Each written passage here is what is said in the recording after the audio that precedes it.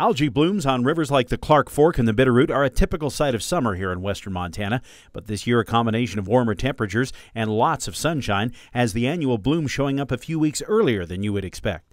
Well, it certainly is a normal occurrence for algae blooms to occur in certain streams, rivers. It is probably a little bit early this year, and that may be due to the very hot temperatures we had at the end of June.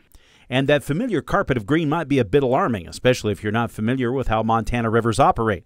But in fact, the plants are a native species and not a sign of some botanical interlopers taking over our beautiful waterways. These algae, they do photosynthesize, so the long days around the solstice, and then of course the hot temperatures possibly brought it on a little bit earlier than normal this year. But they are a normal plant that occurs in these streams. And DEQ says we shouldn't place all of the blame on June's unusual weather and the very low water levels. While we did see ice on the rivers during the early winter, most of the rest of the spring was ice-free.